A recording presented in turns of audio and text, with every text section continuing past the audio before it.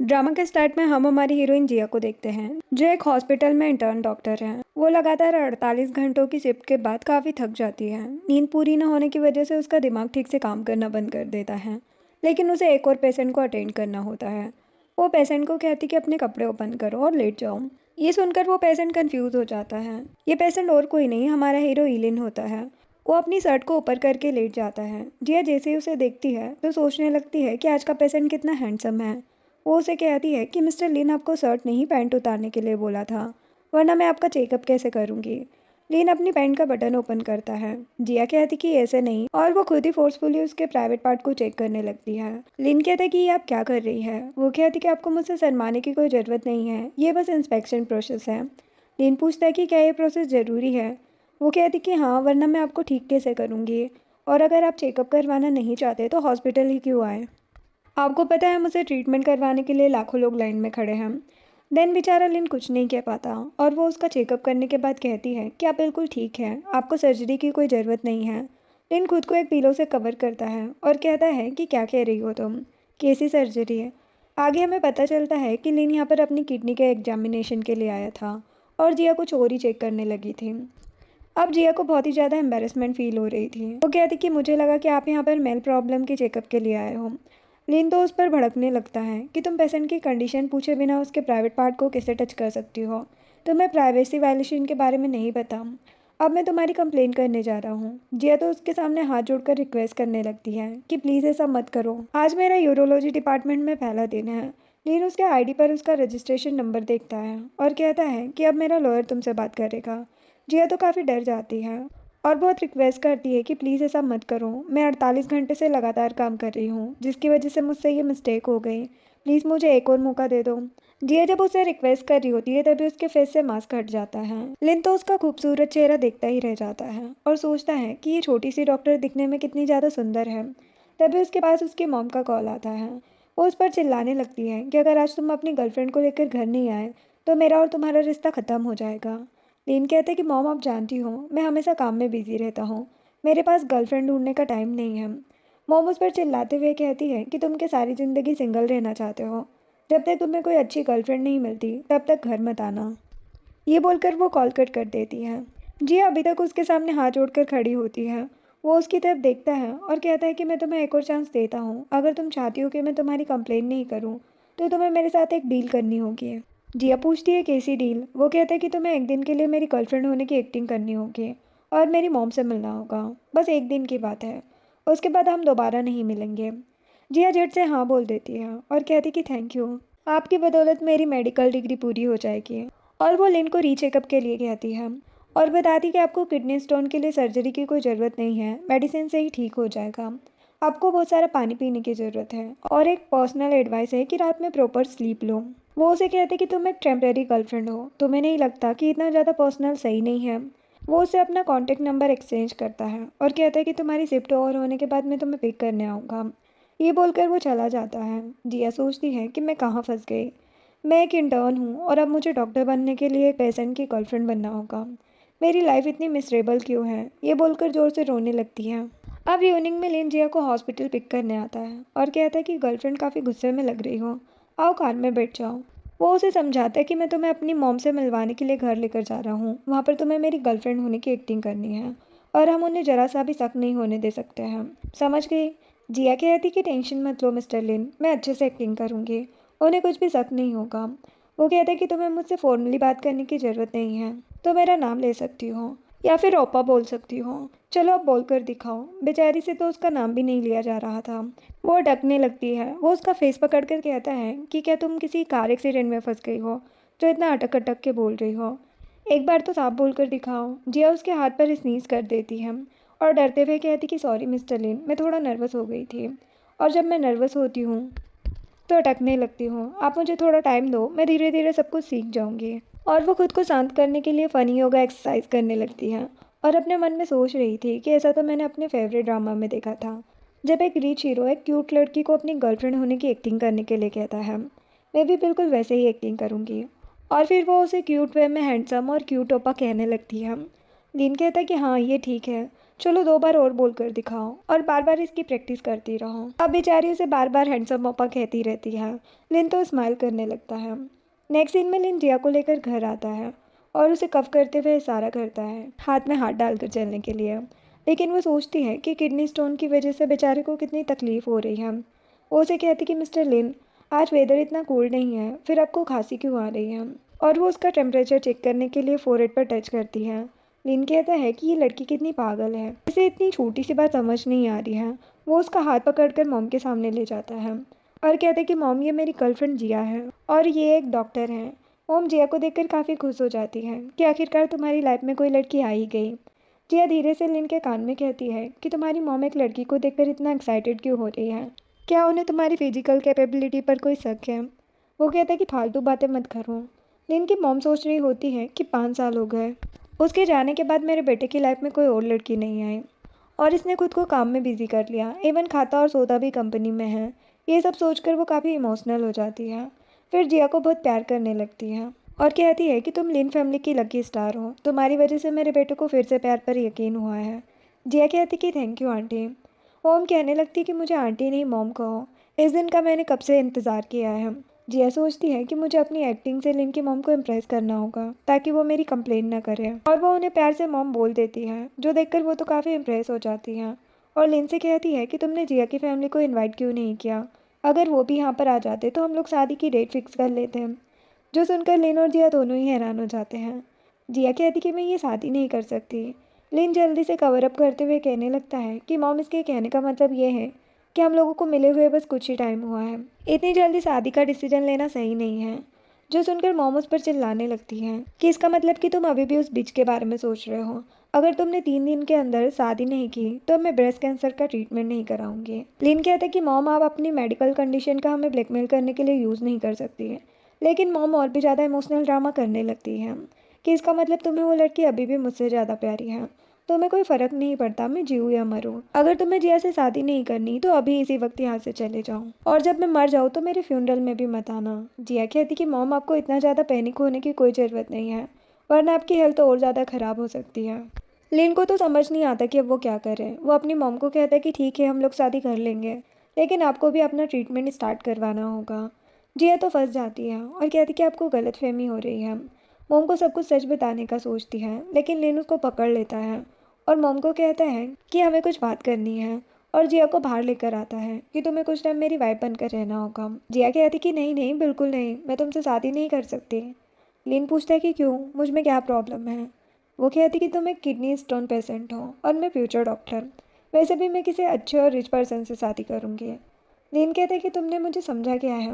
मैं तुमसे last time पूछता हूँ, तुम मुझसे शादी करोगी या नहीं? जिया मना कर देती है और सोचती है कि तुम जैसे डेविल से कौन शादी करेगा। हमारा हीरो तो इस बात को दिल पे ले लेता है और कहता है कि तुम्हारी हिम्मत कैसे हुई मुझे रिजेक्ट करने की? तुम्हें पता भी है कितनी लड़कियां मुझसे शादी करने के लिए मरी जा रही है। वो कहती कि हाँ, तो उनसे ही जाकर शादी करो। जिया फिर से नर्वस हो जाती है और हकलाना स्टार्ट कर देती है। लिन की मॉम जिया से पूछती कि क्या हुआ, तुम्हें मेरे नालायक बेटे ने फिर से गुस्सा दिलाया? जिया कहती कि इसने मुझे हकल्ली कहा। जब मैं नर्वस होती हूँ तो हकलाना स्टार्ट कर देती हूँ, और अगर मैंने इससे शादी करी तो मैं बिल्कुल गूंगी हो जाऊंगी। मॉम लिन को डांटती है कि क्या तुम पीटना चाहते हो? तुम्हारी हिम्मत कैसे हुई मेरी बहू को बुली करने की? देखो ये कितनी क्यूट है, तुम्हें तो उसकी केयर करनी चाहिए। तुमने जिया को हर्ट किया है, चलो जल्दी से इससे माफ़ी मांगो, वरना मैं तुम्हें घर से बाहर निकाल दूंगी। लेकिन जिया के पास जाकर कहता है कि सॉरी गर्लफ्रेंड, और उसे प्यार से मनाने लगता है। लेकिन जब जिया नहीं मानती तो ब्लैकमेल करता है कि तुम्हें कंप्लेन के बारे में याद है ना? तो बेचारी के पास और कोई ऑप्शन नहीं होता और कहने लगती कि नहीं नहीं, मैं तुमसे नाराज़ नहीं हूँ, मैं तो बस रेस्ट कर रही थी। लीन उसे टीज करने लगता है और कहता है कि तुम्हें याद है ना तुम्हें क्या करना है। वो उसे अपने घर में नाइट स्पेंड करने के लिए बोल रहा था ताकि उसकी मॉम को यकीन हो जाए कि वो उसकी गर्लफ्रेंड है। जिया के सामने टेबल पर अब बहुत सारी चेरीज रखी हुई थी। वो अपने मुंह को चेरीज से भरने लगती है ताकि उसे लिन की बात का आंसर ना करना पड़े। लिन कहता है कि इस तरह खाना बंद करो, वरना तुम्हारा गला चौक हो जाएगा। लेकिन वो उसकी बात नहीं सुनती और मुंह में बेरीज डालने लगती है। वो उसका फेस पकड़ लेता है और कहता है कि सारी बेरीज अपने मुंह से बाहर निकालो। तो उसके फेस पर बेरीज को फेंकने लगती है और सही में एक बेरी उसके गले में फंस जाती है, जिसकी वजह से उसे सांस नहीं आता। लेकिन बेरी को निकालने में उसकी हेल्प करता है। जिया सोफे पर गिर जाती है। वो कहता है कि तुम डॉक्टर हो, तुम्हारे अंदर इतनी कॉमन सेंस नहीं है। तभी वो नोटिस करता है कि जिया सच में बेहोश हो गई है। वो सोचता है कि मेरे पास सिर्फ एक ही रास्ता है इसकी हेल्प करने का। वो जिया के करीब जाने लगता है उसे ब्रीथ देने के लिए। जिया को होश आ जाता है। लिन कहता है कि मैंने तुम्हारी जान बचाई है, अब तुम्हें उसका इंटरेस्ट पे करना पड़ेगा। वो उसे फिर किस करने लगता है। इतने में जिया जोर से चिल्लाती है। मॉम उनको इस कंडीशन में देखकर सोचती है कि ये लोग रोमांस कर रहे हैं। वो उनसे कहती कि तुम्हें पब्लिकली ये सब करने की ज़रूरत नहीं है, तुम्हें अपने रूम में जाना चाहिए। वो कहते हैं कि मॉम आप गलत समझ रही हो, जिया बेहोश हो गई थी, मैं बस उसकी हेल्प करने की कोशिश कर रहा था। मॉम उनकी बातों पर हंसने लगती है और कहती कि आजकल के बच्चे भी ना कुछ ज़्यादा ही एडवांस हो गए हैं। लेन कहता है कि मॉम आप मेरी बात पर भरोसा क्यों नहीं कर रहे। मॉम कहती कि तुम्हारी हालत देखकर नहीं कर रही। बेचारा लिन शर्मिंदा होकर वहाँ से भाग जाता है। मॉम जिया को भी फोर्स करती है लिन के साथ रूम में जाने के लिए, लेकिन वो भागकर वहाँ से निकल जाती है। नेक्स्ट डे हम जिया को हॉस्पिटल में देखते हैं। लिन उसके पास आ जाता है और उसका पर्स वापस करता है जिसे वो कल उसके घर पर ही भूल गई थी। जिया कहती कि तुमने मुझे एक दिन के लिए अपनी गर्लफ्रेंड बनने के लिए बोला था, बस अब बात खत्म हो गई, तुम अभी तक यहाँ क्यों खड़े हुए हो। लेन उसके पास आकर कहता है कि मैं तुम्हें एक और चांस देता हूँ, मुझसे शादी कर लो। वो उसे धक्का देकर कहती कि बिल्कुल भी नहीं। लिन कहता कि तुम देख लेना, बहुत जल्दी तुम्हें अपने डिसीजन पर रिग्रेट होगा। वो कहती कि जाओ, तुम चाहे कितने भी बड़े हैंडसम बिजनेसमैन क्यों ना हो, लेकिन मैं तुमसे शादी नहीं करूँगी। तभी जिया के डैड उसे कॉल करके कहते हैं कि मैंने जूनियर होटल में तुम्हारी ब्लाइंड डेट फिक्स की है, अगर तुम वहाँ नहीं गई तो मैं तुम्हारी मॉम का ट्रीटमेंट स्टॉप करवा दूंगा। जिया कहती कि डैड प्लीज़ ऐसा मत करना, मैं ब्लाइंड डेट पर चली जाऊँगी। लिन ये सब सुन लेता है और कहता है कि तुम मुझे छोड़कर एक ब्लाइंड डेट पर जाने के लिए कैसे मान गए, तुम देखना तुम्हें मुझे रिजेक्ट करने का रिग्रेट ज़रूर होगा। ये बोलकर चला जाता है। अब लिन हॉस्पिटल से निकल ही रहा होता है तभी उसके पास उसकी मॉम का कॉल आ जाता है। मॉम पूछती है कि तुम और जिया मेरे सर्टिफिकेट लेने कब जा रहे हो। लिन कहता है कि मॉम अभी मैं शादी नहीं करना चाहता, लेकिन मॉम तो फिर से उसके पीछे पड़ जाती है कि मैं जानती हूँ तुम अभी भी उस चुड़ैल को लाइक करते हो, लेकिन मेरी एक बात याद रखना, मेरे जीते जी वो इस घर में नहीं आ सकती। तुम इतने बड़े सेल्फिश कैसे हो सकते हो, तुम्हें क्यूट सी जिया के बारे में भी सोचना चाहिए। वो कहता है कि मॉम जिया इतनी भी खास नहीं है, आपको लीन फैमिली की बहू चाहिए ना, तो आप घर पर वेट करो, मैं जल्दी आपको अपनी वाइफ से मिलवाने वाला हूँ। कॉल कट हो जाने के बाद वो कहता है कि जिया तुम्हें जल्दी पता चल जाएगा लिन फैमिली कितनी पावरफुल है।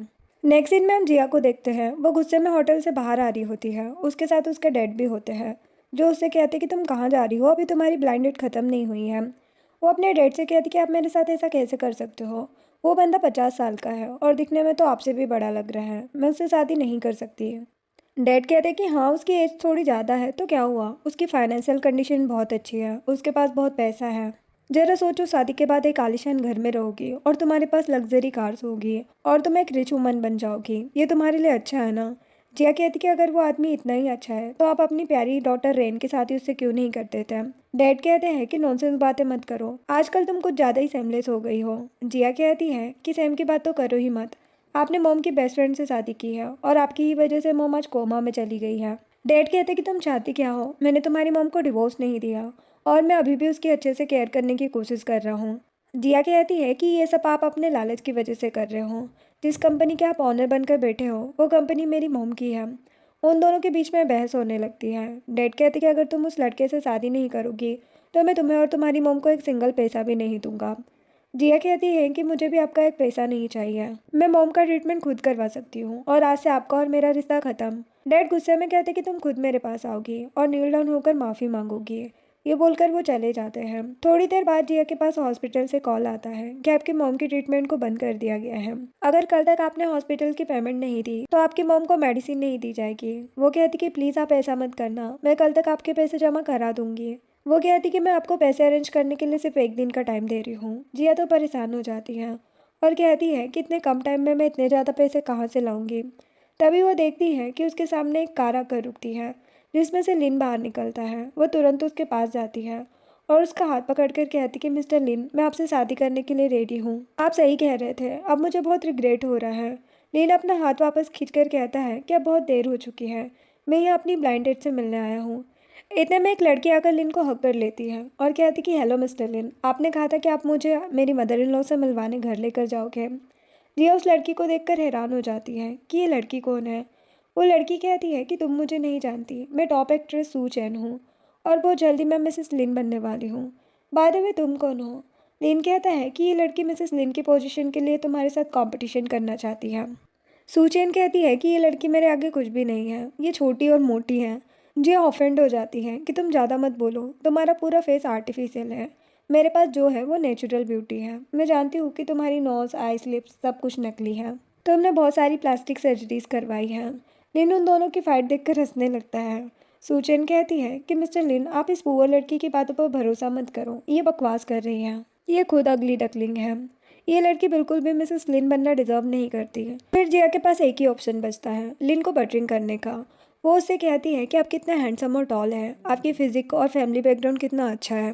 मैं आपसे शादी करना चाहती हूँ, प्लीज़ मेरे हस्बैंड बन जाओ। अपनी तारीफ सुनकर लिन को तो बहुत अच्छा लग रहा था। जिया उसके सामने क्यूट फेस बनाने लगती है। फिर क्या था, लिन सूचन को वहाँ से जाने के लिए बोल देता है। सूचन कहती, लेकिन मेरा क्या। लिन जिया को कार में बिठा देता है और सूचन को कहता है कि मैंने तुम्हें एक्टिंग करने के 5 मिलियन दिए थे, अब तुम्हारा काम हो चुका है, तो जाओ यहाँ से। कार में लिन जिया से पूछता है कि तुम्हें मुझसे शादी करने की कंडीशन तो याद है ना, तुम्हें मेरी मॉम को खुश रखना होगा। जिया कहती है कि डोंट वरी, हमेशा ख्याल रखूंगी, लेकिन क्या आप मुझे मंथली 20,000 पॉकेट मनी दे सकते हो? ये मुझे मेरी मॉम के ट्रीटमेंट के लिए चाहिए। अगर आप चाहते हो तो हम लोग एक एग्रीमेंट बनवा लेते हैं जिसमें सब कुछ मेंशन होगा कि हमारा कॉन्ट्रैक्ट कब एक्सपायर होगा, और एक्सपायर हो जाने के बाद हम लोग डिवोर्स लेकर अलग हो जाएंगे। रीन कहता है कि क्या मैंने तुमसे डिवोर्स के बारे में कोई बात करी है? और वैसे भी एक बात याद रखना, हम लोगों के बीच में जो कुछ भी हो रहा है वो म्यूचुअल अंडरस्टैंडिंग की वजह से हो रहा है। मैं तुम्हारी मॉम के ट्रीटमेंट के एक्सपेंसेस बेयर करने के लिए रेडी हूँ, लेकिन तुम मेरी प्रॉपर्टी पर प्लान नहीं कर सकती, और हम लोगों के अलग हो जाने के बाद तुम्हें कुछ भी नहीं मिलेगा। जिया कहती कि मेरे लिए बस मॉम का ट्रीटमेंट इंपॉर्टेंट है, इसके अलावा मुझे कुछ नहीं चाहिए। वो लिन की सारी कंडीशन को एक्सेप्ट कर लेती है। लिन पूछता है कि तुम्हारे पास आईडी कार्ड है? वो कहती है कि कार्ड हॉस्टल में है। वो पूछता है कि तुम हॉस्टल में क्यों रहती हो? वो कहती कि मेरे पास अपना घर लेने के लिए पैसे नहीं है और हॉस्टल में रहना सस्ता पड़ता है। वो उसे अपने घर में शिफ्ट होने के लिए कहता है। जिया कहती कि इसकी कोई ज़रूरत नहीं है। वो उसे पकड़ कर कहता है कि तुम क्या चाहती हो, कि मैं तुमसे मिलने तुम्हारे रूममेट्स के सामने आऊँ? जिया कहती कि नहीं, मैं तुम्हारे घर में शिफ्ट हो जाऊँगी। वो उसे उसके हॉस्टल के सामने लेकर आता है और कहता है कि जाओ अपना आईडी कार्ड लेकर आओ, हम लोग अभी मैरिज सर्टिफिकेट लेने जा रहे हैं। नेक्स्ट सीन में जिया और लिन अपना मैरिज सर्टिफिकेट लेकर बाहर आते हैं। जिया सोच रही होती है कि मैंने बिना सोचे समझे एक स्ट्रेंजर से शादी कर ली, मैं कितनी बड़ी स्टूपिड हूँ। लेकिन लिन मैरिज सर्टिफिकेट देखकर काफ़ी एक्साइटेड लग रहा था। वो उसके पास आकर कहता है कि तुम्हें मॉम के सामने मुझे हस्बैंड कहकर बोलना होगा। चलो मुझे 2 बार हस्बैंड बोलकर दिखाओ, मुझे सुनना है तुम हस्बैंड बोलते हुए कैसे लगती हो। बेचारी जिया फिर से नर्वस हो जाती है और हकलाने लगती है। लिन उसके शोल्डर पर हाथ रखकर उसे पूरी तरह से हिला देता है और कहता है कि ठीक से बोलो हस्बैंड। बेचारी जैसे तैसे करके बोल ही लेती है, जो सुनकर लिन तो बड़ा खुश हो जाता है और कहता है कि तुम्हारी परफॉर्मेंस बहुत अच्छी है, इसके लिए मैं तुम्हें रिवॉर्ड दूंगा।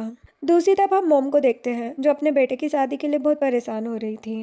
लिन मॉम को कहता है कि मैं आपकी बहू को वापस ले आया हूँ, और अपना मैरिज सर्टिफिकेट दिखाता है, जो देखकर मॉम तो बहुत ज़्यादा खुश हो जाती है और गॉड को थैंक यू बोलने लगी थी कि फाइनली मेरे बेटे को वाइफ मिल गई। वो प्रे करती है कि अब जल्दी से मुझे ग्रैंडसन भी दे दो। साथ ही साथ मॉम जिया को अच्छे से वेलकम करती है। जिया को उन्हें देखकर अपनी मॉम की याद आने लगती है और वो इमोशनल हो जाती है। मॉम कहती कि आज तुम्हारा वेडिंग डे है और तुम्हें अपने वेडिंग डे पर सेट नहीं होना चाहिए, तुम देखना मैं तुम लोगों की ग्रैंड वेडिंग करूंगी। लिन और जिया तो ये सुनकर डर जाते हैं और मॉम को समझाने लगते हैं कि ये सब बेकार और परेशानी वाला काम है, इसकी कोई ज़रूरत नहीं है। इस सबसे ज़्यादा इम्पोर्टेंट हमारे लिए आपकी हेल्थ है। मैंने आपकी बात मान ली, तो अब आपको भी मेरी बात माननी होगी। आपको जिया के साथ हॉस्पिटल जाना होगा। मॉम खामोश हो जाती है और सोचने लगती कि अब मैं तुम्हें कैसे बताऊं कि मैंने तुम्हारी शादी के लिए इमोशनली ब्लैकमेल किया था, मुझे कोई कैंसर नहीं है। उन दोनों की बातों को अवॉइड करने के लिए मॉम कहने लगती है कि आज तुम्हारा वेडिंग डे है, तो तुम्हें मेरी फिक्र करने की ज़रूरत नहीं है। जाओ अपनी मैरिड लाइफ स्टार्ट करो। मैंने तुम्हारे लिए न्यू घर परचेज किया है, वो मेरी तरफ से तुम्हारा वेडिंग गिफ्ट है। जिया लिन के साथ अलग घर में रहने का सोचकर ही डर जाती है। वो कहती कि क्या सच में मुझे तुम्हारे साथ सोना होगा? वो उसे टीज करते हुए कहता है कि हाँ, वेडिंग नाइट तो कपल एक दूसरे के साथ ही स्पेंड करते हैं ना। वो तो रोने लगी थी कि मुझे तुम्हारे साथ नहीं सोना, ये शादी मैंने मॉम के ट्रीटमेंट के लिए की है। वो उसे पकड़ कर कहता है कि तुम इतनी डर क्यों रही हो, बस तुम्हें मेरे साथ एक्टिंग करनी है। देन मॉम जिया को रूम दिखाती हैं और कहती कि मैंने तुम्हारे लिए कुछ वेडिंग गिफ्ट भी रखे हैं जो आज रात में काम आएंगे। वो जिया को एक बुक देती है जिसमें लिखा होता है कि अपने पार्टनर को खुश कैसे करना है। बाद में जब बुक देख रही होती है तभी उसे एहसास होता है कि लिन की मॉम बाहर डोर के पास खड़ी थी। लिन उससे कहता है कि रोमांटिक वॉइस निकालो। जिया कह देती है कि मुझे नहीं आता ये सब, मैं कैसे करूँगी। वो कहता है कि या तो तुम्हें एक्टिंग करनी होगी या फिर हम सच में ये चीज़ प्रैक्टिकली करेंगे। और वो अपनी टाई लूज़ करने लगता है। जिया कहती कि नहीं नहीं, तुम मुझे सिखाओ मुझे क्या करना है, मैं सीख जाऊंगी। लिन एक बोर्ड पर कुछ वर्ड्स लिखता है और उसे कहता है कि इन्हें इमोशंस के साथ जोर से बोलो। जिया कहने लगती है कि हस्बैंड, आई लाइक यू, आप बहुत ज़्यादा हैंडसम हो। थोड़ी देर में जिया नर्वस हो जाती है और जैसा कि मैंने आपको पहले बताया था कि वो नर्वस होती है तो अकलाने लगती है। जिया को परेशान देखकर लिन उसके पास आता है और उसे कंफर्टेबल करने की कोशिश करता है, लेकिन जिया के इतने ज़्यादा करीब आने के बाद उसकी खुद की हालत ख़राब होने लगती है। वो उससे कहता है कि तुम सो जाओ, मैं शावर लेने जा रहा हूँ। बाहर डोर पर मॉम खड़े हुए सोच रही होती है कि ये लोग क्या कर रहे हैं। मेरे नालायक बेटे ने फिर से कुछ गड़बड़ कर दी। अब मुझे उसके लिए मेडिसिन बनानी पड़ेगी। जिसके बाद लिन बाथरूम से बाहर आता है। जिया कहती कि प्लीज़ आप मेरी कंप्लेंट मत करना, मैं अच्छे से एक्टिंग करने की कोशिश करूँगी। लिन उसे समझाता है कि मेरा तुमसे शादी करने का मिशन सिर्फ अपनी मॉम को खुश करना है, तो तुम्हें अपने बोलने की हैबिट को ठीक करना होगा। और हाँ, इसके अलावा मेरे बारे में और कुछ भी ऐसा वैसा मत सोचना। जिया कहती कि बिल्कुल भी नहीं, वैसे भी आप मेरे टाइप के नहीं हो। जो सुनकर लिन को तो बुरा लगने लगता है कि इसकी हिम्मत कैसे हुई बार बार मुझे रिजेक्ट करने की। वो उसे गुस्से में कहता है कि तुम भी मिसेस लिन बनना डिजर्व नहीं करती। मेरी वाइफ बनने के लिए सेंसिबल, ब्यूटीफुल और ओबीडियंट होना जरूरी है, जो कि तुम नहीं हो। ये कहते हुए लिन बेड पर लेट जाता है। जिया पूछती है कि तुम्हारी मॉम अब यहाँ से जा चुकी है, तो तुम इस रूम से बाहर कब जाओगे। वो कहते हैं कि मॉम ने डोर को बाहर से लॉक कर दिया है, तो आज की रात हम दोनों को एक ही रूम में रहना पड़ेगा। थोड़ी देर बाद हमें दिखाया जाता है कि लिन सोने के लिए शर्टलेस होकर आता है। जिया कहती है कि तुम यहाँ पर क्या कर रहे हो, तुम बेड पर नहीं सो सकते, जाओ सोफे पर जाकर सो। वो कहता है कि ये मेरा घर है और मैं यहीं पर सोऊंगा। वैसे भी मैं तुम जैसी दुबली पतली लड़की में कोई इंटरेस्टेड नहीं हूँ। ये कहते हुए वो ब्लैंकेट हटाता है तो देखता है कि जिया ने बहुत ही शॉर्ट ड्रेस पहनी हुई थी। वो कहता है कि क्या तुमने ये ड्रेस मुझे सिड्यूस करने के लिए पहनी है। वो कहती कि इसमें मेरी कोई गलती नहीं है, तुम्हारी मॉम ने मुझे ये पहनने के लिए दिया है और मेरे पास इसके अलावा कोई और ड्रेस नहीं है चेंज करने के लिए। फिर वो दोनों अलग अलग साइड होकर सो जाते हैं, लेकिन जिया नींद में लिन के ऊपर चढ़ जाती है। लिन उसे सोते हुए देखता है और कहता है कि तुम सोते हुए कितनी प्यारी लग रही हो। नेक्स्ट मॉर्निंग जब जिया की नींद खुलती है तो वो कहती है कि मॉम के एक्सीडेंट हो जाने के बाद मुझे हमेशा बुरे सपने आया करते थे, लेकिन पहली बार मुझे इतनी अच्छी नींद आई है। और जब वो ब्लैंकेट हटाकर देखती है तो ज़ोर से चिल्लाने लगती है कि ये तुम क्या कर रहे हो। लिन कहता है कि तुम डॉक्टर हो, तुम्हें इतना भी नहीं पता कि मॉर्निंग में ये होना नॉर्मल है। जिया कहती कि मुझे इस बारे में इतना नहीं पता क्योंकि यूरोलॉजी मेरा माइनर सब्जेक्ट है, मुझे तो एक सर्जन बनना है। जो सुनकर लिन तो खुश हो जाता है कि थैंक गॉड इसे किसी और मैन को इस कंडीशन में अब देखना नहीं पड़ेगा।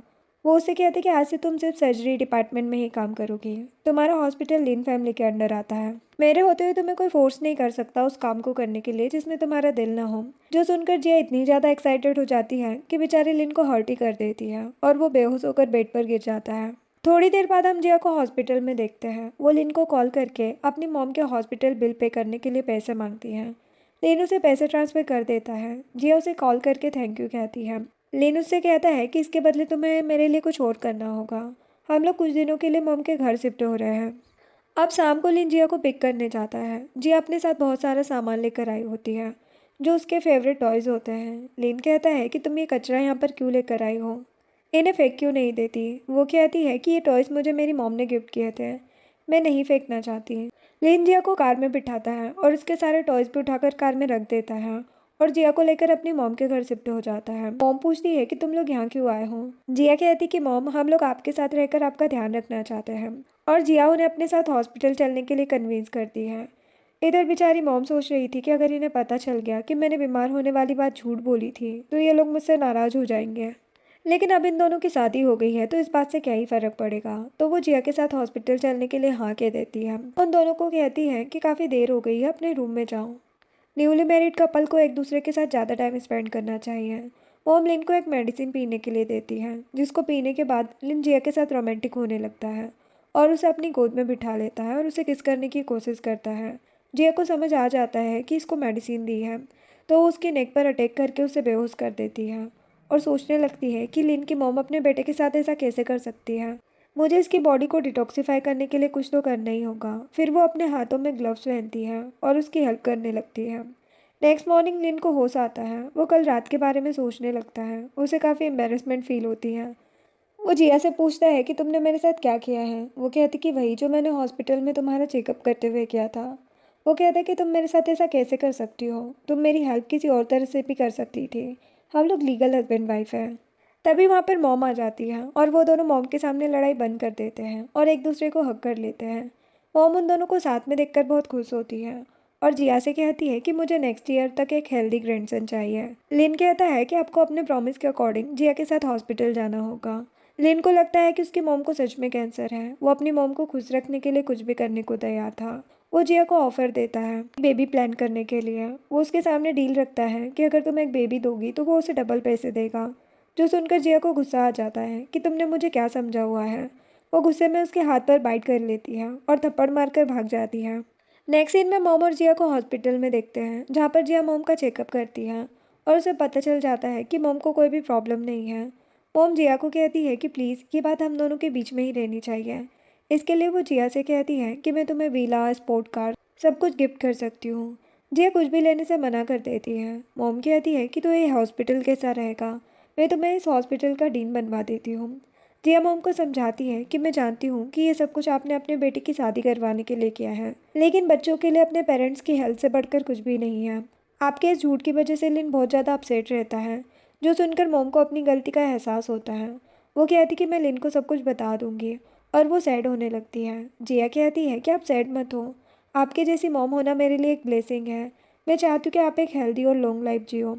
मॉम और जिया एक दूसरे से बात कर रहे होते हैं, तभी वहाँ पर जिया के डैड अपनी सेकंड वाइफ के साथ आ जाते हैं और वो उस पर चिल्लाने लगते हैं कि तुम्हारे पास अपनी मॉम का ट्रीटमेंट कराने के पैसे कहाँ से आए, तुमने कौन से गलत काम करने स्टार्ट कर दिए हैं। जिया कहती कि मेरा आपसे कोई कनेक्शन नहीं है, तो मैं आपको कोई भी आंसर करना ज़रूरी नहीं समझती। इनकी मॉम पूछती है कि तुम लोग हो कौन और तुम्हारी हिम्मत कैसे हुई जिया से इस तरह से बात करने की। जिया मॉम से कहती है कि आप प्लीज़ यहाँ से चले जाओ, ये मेरा पर्सनल मैटर है, इसे मैं खुद हैंडल कर लूँगी। मॉम उसकी बात मानकर वहाँ से चली जाती है। उनके जाने के बाद जिया अपने डैड को सुनाने लगती है कि मेरी मॉम हॉस्पिटल में है और वो आपकी वजह से मर रही है और आपने ज़बरदस्ती उनको अपनी वाइफ बना कर रखा हुआ है ताकि आप उनकी प्रॉपर्टी और बिजनेस पर क्लेम कर सको। आप एक सेल्फिश इंसान हो। जिया की स्टेप मॉम कहती है कि कल तुम्हारी सिस्टर की एंगेजमेंट है साव से। यहाँ पर हमें पता चलता है कि साव जिया का फियांसे था और उसकी स्टेप सिस्टर ने उसे जिया से छीन लिया था। स्टेप मॉम कहती है कि तुम्हारी सिस्टर का फियांसे एक रिच पर्सन है। आई होप तुम्हें उन दोनों को साथ में देखकर जेलसी ना हो। जोर जोर से हंसने लगती है। जिया कहती कि मुझे तुम जैसे गार्बेज लोगों से क्या ही जलन होगी। डैड कहते हैं कि तुम बहुत ही बदतमीज़ हो गई हो, तुम्हें अपने से बड़े लोगों से बात करना नहीं आता। वो उसे वार्न करते हैं कि अगर तुम एंगेजमेंट पार्टी में नहीं आई तो देख लेना, और गुस्से में जिया के ऊपर हाथ उठाने लगते हैं।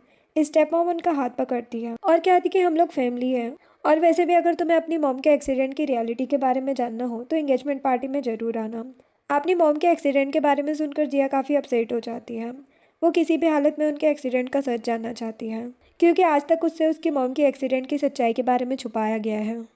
लेन की मॉम उन लोगों की सभी बातें सुन लेती है और सोचने लगती है कि जिया की मॉम का कार एक्सीडेंट हुआ है और उनके घर और बिजनेस पर उन लोगों ने कब्जा कर लिया है और उस मिस्ट्रेस की डॉटर ने जिया से उसका फियांसे चुरा लिया। बेचारी जिया ने सब कुछ कैसे सहा होगा।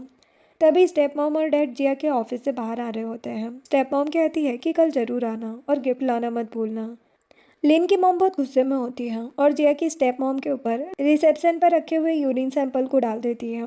वो लोग मॉम को बुली करने लगते हैं। जिया गार्ड को बुलाकर उन लोगों को हॉस्पिटल से बाहर करवा देती है। अब हम जिया को घर पर देखते हैं। वो काफ़ी अपसेट लग रही थी।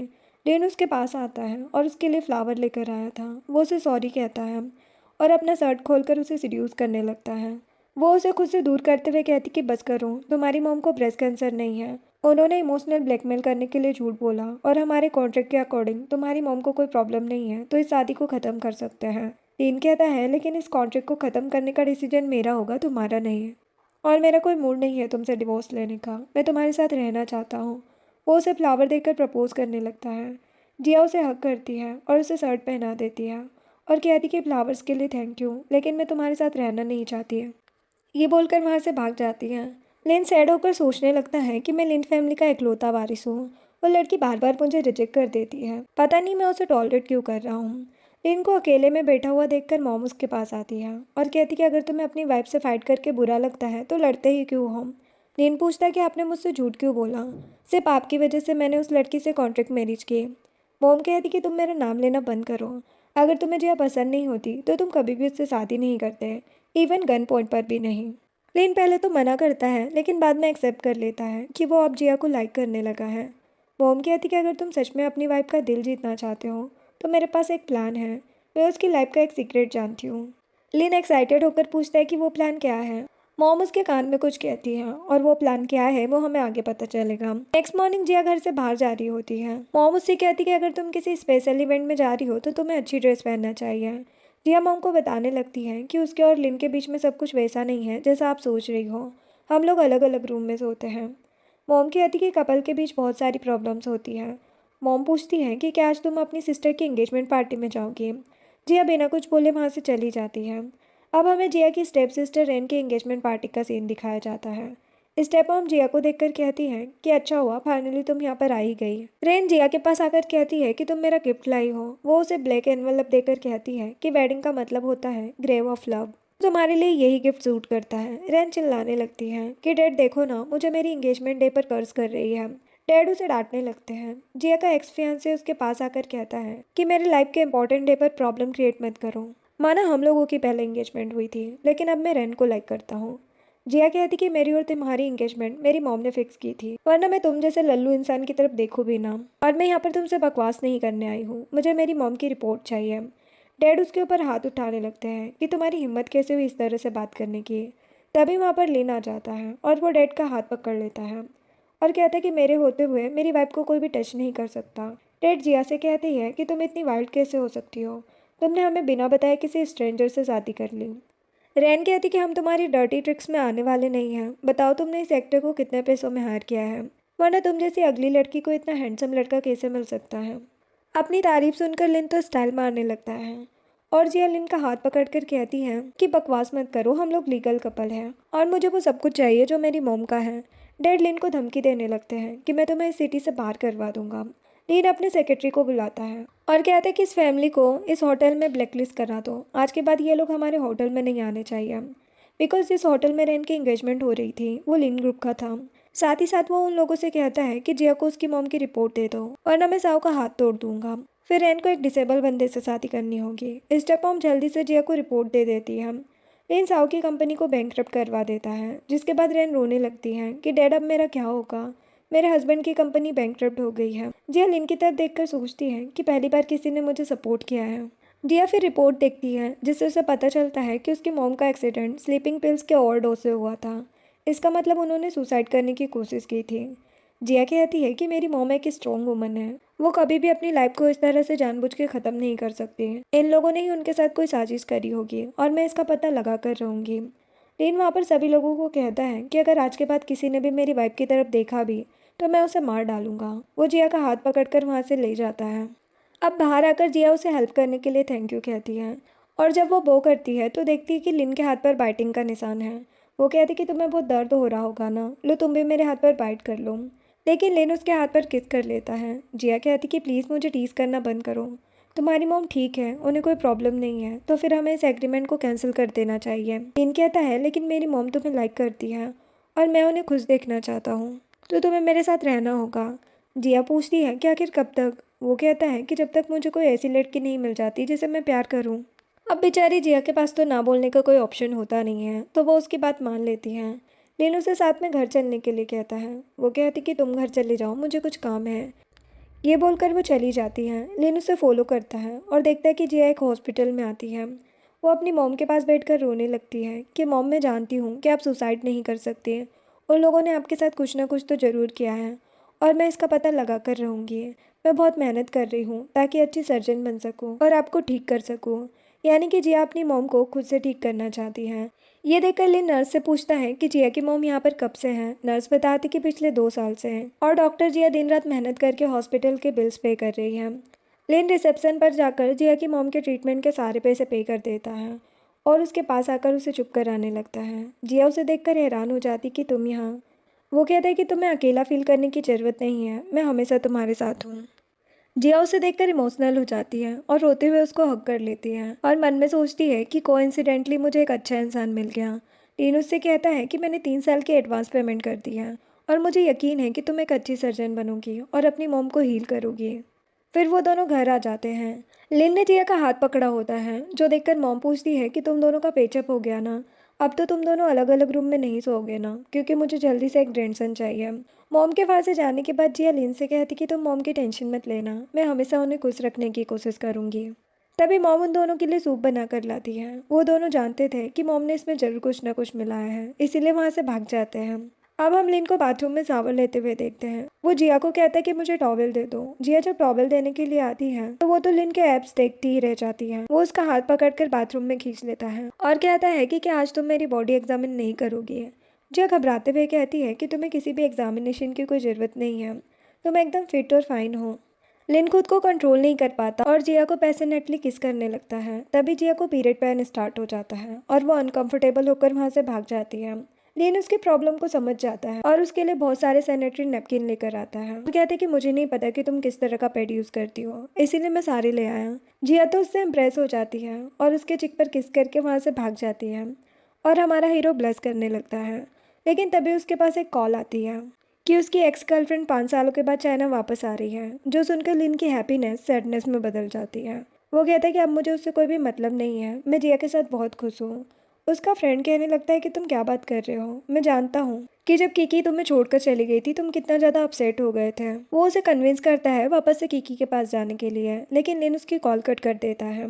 जिया उसके सामने खड़ी होती है। वो उसे प्यार से बेड पर बिठाता है और कहता है कि मैं जानता हूँ कि ऐसे में लड़कियों का कुछ अच्छा खाने का मन करता है, बताओ मैं तुम्हारे लिए क्या लेकर आऊँ। जिया उसे हक करके कहती है कि क्या तुम और लड़कियों से फ्लर्ट करना बंद कर सकते हो। वो कहता है कि मेरी लाइफ में तुम्हारे अलावा कोई दूसरी लड़की नहीं आएगी। अब दोनों के बीच में प्यार और फीलिंग डेवलप होने लगती है और जिया अपने कन्फेशन पर ब्लेस करने लगती है। नेक्स्ट मॉर्निंग लिन जिया के लिए ब्रेकफास्ट बनाता है तो मॉम कहने लगती है कि तुमने मेरे लिए तो कभी ब्रेकफास्ट नहीं बनाया। जिया अपना ब्रेकफास्ट उनके सामने करते हुए कहती है कि मॉम आप ये खा लीजिए। मॉम कहती कि मैं बस मजाक कर रही हूँ, इवन मुझे अच्छा लग रहा है कि तुम्हारी इतनी केयर कर रहा है। तभी लिन के पास एक कॉल आता है। उस कॉल पर एक बच्चा होता है जो लिन को डैड कहता है, जो सुनकर वो हैरान हो जाता है और वहाँ से चला जाता है। मॉम जिया से पूछती है कि क्या तुमने कॉल पर किसी बच्चे की आवाज़ सुनी। अब हम जिया को हॉस्पिटल में देखते हैं। उसके पास कीकी आती है। स्लिप पर कीकी का नाम देखकर जिया सोचने लगती है कि मेरे हस्बैंड की एक्स गर्लफ्रेंड का नाम भी यही है। कीकी कहती कि मैं एक प्रोफेशनल डांसर हूँ, परफॉर्मेंस करते हुए मेरे पैर में इंजरी हो गई है, क्या आप नीचे बैठकर अच्छे से देख सकती है। वो उसका पैर चेक करने के लिए नीचे बैठ जाती है। तभी वो जानबूझकर अपने फ़ोन को ऑन करती है ताकि जिया वॉलपेपर पर लिन की फ़ोटो देख सके। और वो इंटेंशनली लिन को कॉल करती है और कहती है कि मैं चाइना वापस आ गई हूँ, मेरे पैर में चोट लग गई है, सॉरी मैंने तुम्हें पहले नहीं बताया ताकि तुम परेशान ना हो। मैं अभी हॉस्पिटल में हूँ और एक क्यूट सी डॉक्टर मेरा ट्रीटमेंट कर रही है। उस डॉक्टर का नाम जिया है। मुझे लगता है कि तुम डॉक्टर जिया को जानते हो। जो सुनकर जिया हैरान हो जाती है कि ये सच में उसके हस्बैंड की एक्स गर्लफ्रेंड है और वो अभी भी उसके हस्बैंड से कॉल पर बात कर रही है। जिया कहती है कि पैर में हल्की फुल्की मोच है तो आपको टेंशन लेने की कोई ज़रूरत नहीं है। कीकी पूछती है कि क्या आप कार्डियोलॉजी के बारे में भी कुछ जानती हैं। वो क्या है ना कि मेरे बॉयफ्रेंड ने मेरी पीठ पीछे किसी और से शादी कर ली है, जिसकी वजह से मेरा दिल टूट गया। जिया कहती कि जी नहीं, आपके पर्सनल मैटर में आपकी कोई हेल्प नहीं कर सकती है। दैन वो वहाँ से चली जाती है। वहीं दूसरी तरफ लिन कीकी की डॉटर टोंग टोंग को लेकर हॉस्पिटल आता है, जो लिन को डैडी कह रही थी। कीकी लिन से बात करने की कोशिश करती है लेकिन वो उसे अवॉइड करके जिया के पास जाता है। जिया कहती कि तुम यहाँ पर क्यों आए हो, ये मेरा वर्किंग टाइम है। वो कहता है कि मैं यहाँ पर अपनी किडनी का ट्रीटमेंट कराने आया हूँ, देखो मेरे पास अपॉइंटमेंट लेटर भी है। जिया उसे लेटने के लिए कहती है और उसे टच करके पूछती कि तुम्हें कहाँ पर पेन हो रहा है। उसे पकड़कर अपने क्लोज बिठा लेता है और कीकी के बारे में बताने लगता है। जिया कहती कि मुझे तुम्हारी पर्सनल लाइफ से कोई लेना देना नहीं है, वैसे भी तुमने मुझसे शादी सिर्फ अपनी मोम को खुश करने के लिए की है और वैसे भी जिस पर्सन का तुम वेट कर रहे थे वो वापस आ गई है। लिन कहता है कि कीकी वो लड़की नहीं है जिसे मैं लाइक करता हूँ। वो उसका स्टेथोस्कोप उसके कानों में लगाकर अपनी हार्ट बीट सुनाने लगता है और कहता है कि ध्यान से सुनो, मेरा दिल सिर्फ तुम्हारा नाम ले रहा है। जिया कहती कि हम लोगों के बीच ये सब प्रॉब्लम उस गलत इन्फेक्शन की वजह से हुई थी और अगर तुम्हें दिल की कोई प्रॉब्लम है तो कार्डियोलॉजिस्ट के पास जाओ, मेरे पास तुम्हारी किसी भी प्रॉब्लम का कोई सॉल्यूशन नहीं है। लिन कहता है कि तुम्हें मेरी पूरी बात सुननी होगी, वरना मैं इसी तरह हॉस्पिटल में आकर तुम्हें परेशान करता रहूँगा। जिया कहती कि ठीक है, मैं घर आकर तुमसे बात करती हूँ। जो सुनकर लिन उसे हक कर लेता है। अब हम जिया को घर पर देखते हैं। लिन की मॉम उसके लिए ड्रेस लेकर आई होती है ताकि वो उसे पहनकर लिन को सिड्यूस कर सके। इतने में लिन वहाँ आ जाता है। जिया उसकी आंखों को कवर करने लगती है और कहती कि ये सब मेरा नहीं, तुम्हारी मॉम का आइडिया है। वो उसे किस करने ही वाला होता है तभी उसके पास टोंग टोंग का कॉल आता है कि मॉम इंजर्ड हो गई है, आप प्लीज़ जल्दी से घर आ जाओ। लिन जिया को छोड़कर वहाँ से चला जाता है और वो देखता है कि कीकी बेहोश हालत में ज़मीन पर पड़ी हुई है और उसके पास एक नाइफ भी रखा हुआ है। लिन उसे उठाकर जिया के पास लेकर जाता है और कहता है कि प्लीज़ इसका ट्रीटमेंट कर दो। जिया उसकी सर्जरी करती है और कहती कि घबराने की कोई बात नहीं है। तभी टोंग टोंग वहाँ पर आती है और जिया को हिट करते हुए कहती है कि आप वही बेड आंटी हो ना जिससे डैड ने शादी की है। जिया तो हैरान हो जाती है कि लिन और किकी की एक डॉटर भी है। उसे लगता है कि उसे उन लोगों के बीच में नहीं आना चाहिए। इतने में किकी भी ऑपरेशन थिएटर से बाहर आ जाती है। वो जिया को थैंक यू कहती है जान बचाने के लिए। जिया उन लोगों को वहाँ पर छोड़कर जाने लगती है। लिन जिया के पीछे जाने लगता है तो टोंग टोंग और किकी उसे रोक लेते हैं। जिया लिन को डिवोर्स देने का सोच लेती है। तभी वो उसके पास आकर कहता है कि तुम गलत समझ रही हो, मैं सिर्फ तुमसे प्यार करता हूँ और तुम ही हमेशा मिसेस लिन रहोगी। जिया कहती कि बकवास करना बंद करो, तुम टोंग टोंग के फादर हो, तुम उसे छोड़ कैसे सकते हो। वो कहता है कि किकी ने टोंग टोंग को अडॉप्ट किया था और मैं उसका गॉड फादर हूँ, तुम चाहो तो डीएनए टेस्ट करवा सकती हो। जिया उसकी बात मान जाती है और उसे हक कर लेती है। नेक्स्ट सीन में जिया और लिन किकी के पास जाते हैं और उसे 50 मिलियन का चेक देकर कहते हैं कि तुम टोंग टोंग को लेकर हमेशा के लिए अब्रोड चली जाओ। जो सुनकर किकी पागलों की तरह रिएक्ट करने लगती है कि लिन मैं तुमसे प्यार करती हूँ, तुमसे दूर जाना मेरी लाइफ की सबसे बड़ी गलती थी, मैं तुम्हारे साथ रहना चाहती हूँ। लिन कहता है कि जिया मेरी वाइफ है, मैं उसे चीट नहीं कर सकता। जो सुनकर टोंग टोंग फिर से जिया को मारने लगती है कि आंटी आपकी वजह से मॉम ने खुद को हर्ट किया, अगर आप डैड की लाइफ से नहीं जाओगी तो वो फिर से खुद को हर्ट करेगी। जिया कहती कि मुझे पहले ही पता चल गया था कि तुमने लिन की सिंपैथी और अटेंशन के लिए खुद को हर्ट किया है, लेकिन एक बच्चे के सामने ये सब करते हुए तुम्हें शर्म आनी चाहिए। तुम्हें आइडिया भी है कि इस सब का टोंग टोंग पर क्या असर पड़ेगा। लिन कहता है कि तुम मेंटली डिस्टर्ब्ड हो, अब मैं तुम्हें टोंग टोंग को लेकर जाने नहीं दूंगा, अब तुम अकेले अब्रोड जाओगी। ये बोलकर वो जिया और टोंग टोंग को घर लाता है। मॉम टोंग टोंग को देखकर कहती है कि तुमने मुझे बताया क्यों नहीं कि तुम्हारा उस बिच के साथ एक बेबी भी है। जिया मॉम के कान में सारी स्टोरी बताती है और वो जिया को कहती है कि तुम लोग रेस्ट करो, आज से टोंग टोंग मेरी रिस्पॉन्सिबिलिटी है। अब हम जिया और लिन को इतनी सारी मुश्किलों के बाद फाइनली रोमांस करते हुए देखते हैं। जिया काफ़ी खुश थी, तभी उसके पास हॉस्पिटल से कॉल आता है कि उसके डैड ने उसकी मॉम के ट्रीटमेंट को स्टॉप करवाने के लिए बोला है। उन्होंने फॉर्म भी साइन कर दिया। जो सुनकर जिया टूट जाती है। वो अपने डैड को कॉल करके कहती है कि आप मॉम के साथ ऐसा कैसे कर सकते हो। डैड कहते कि मैं इसका लीगल गार्जियन हूँ, तुम होती कौन हो मुझे कुछ कहने वाली। अगर तुम्हें अपनी मॉम की जान बचानी है तो हमें 1 बिलियन ला कर दो। जिया सोचती है कि मैं इस बारे में लिन को नहीं बता सकती है। वो उसे हक करके अपनी फीलिंग कन्फेस करती है और कहती कि मुझे हॉस्पिटल ड्यूटी पर जाना है। लेकिन वो अपने हॉस्पिटल न जाकर उस हॉस्पिटल में जाती है जहाँ पर उसकी मॉम होती है। डैड उसे ब्लैकमेल करते हैं पैसों के लिए और उसकी मॉम का ऑक्सीजन मास्क हटाने लगते हैं। तभी जिया देखती है कि उसकी मॉम के हाथों पर इंजेक्शन के निशान हैं। वो डैड और स्टेप मॉम से पूछती है कि आपने मॉम के साथ क्या किया है, किस चीज़ के इंजेक्शन दिए हैं, और वो भी गुस्से में उन लोगों को पॉइजन के इंजेक्शन से अटैक करने लगती है। तभी वहाँ पर लिन आ जाता है। वो जिया को ऐसा करने से रोकता है और मॉम के चेकअप के बाद पता चलता है कि उन्हें स्लो पॉइजन का इंजेक्शन दिया है, जिसकी वजह से वो ज़्यादा दिन सर्वाइव नहीं कर पाएंगी। लिन पुलिस को बुला लेता है, जो देखकर स्टेप मॉम रोने लगती है और कहती कि मेरी कोई गलती नहीं है, ये सब कुछ मैंने तुम्हारे डैड के कहने पर किया है। तभी जिया की मॉम कोमा से बाहर आ जाती है और वो अपने कार एक्सीडेंट की सच्चाई सबके सामने बता देती है कि उन्हें डैड और स्टेप मॉम मिलकर नशे की मेडिसिन दिया करते थे, जिसकी वजह से उस दिन उनके साथ वो हादसा हुआ। स्टेप मॉम और डैड को पुलिस पकड़ कर ले जाती है। जिया रोने लगती है कि मेरी मॉम को होश आ गया, लेकिन अब वो ज़्यादा दिन नहीं जी सकती, उनके ब्रेन सेल्स धीरे धीरे डेड हो जाएंगे। मॉम कहती कि तुम्हें रोने की ज़रूरत नहीं है, तुम एक सक्सेसफुल डॉक्टर हो और तुम्हारे पास लविंग हस्बैंड है, मैं बस जाने से पहले तुम्हारी शादी देखना चाहती हूँ। नेक्स्ट सीन में हम जिया और लिन को वेडिंग ड्रेस में देखते हैं। वो मॉम के सामने वेडिंग के रिचुअल्स करते हैं। जिया तब भी रो रही होती है। मॉम कहती कि अगर तुम इसी तरह रोती रहोगी तो मेरी सोल को शांति नहीं मिलेगी, तुम्हें खुद का ध्यान रखना है, मैं तुम्हें ऊपर से हमेशा देखती रहूँगी। तभी उसकी मॉम की डेथ हो जाती है। अब हमें कुछ दिनों बाद का सीन दिखाया जाता है। जिया प्रेग्नेंट होती है। लिन उससे मिलने के लिए हॉस्पिटल में आता है और कहते कि तुम ऐसी सिचुएशन में भी 3 दिन से लगातार काम कर रही हो। वो कहती कि तुम जाओ यहाँ से, मैं बिजी हूँ। लेकिन तभी जिया के पेट में दर्द होने लगता है और वो उसे गोद में उठाकर डॉक्टर के पास ले जाने लगता है, यानी कि जिया की डिलीवरी होने वाली है। और इसी के साथ ये ड्रामा एंड होता है। वीडियो पसंद आई हो तो लाइक शेयर एंड सब्सक्राइब करें। Thanks for watching.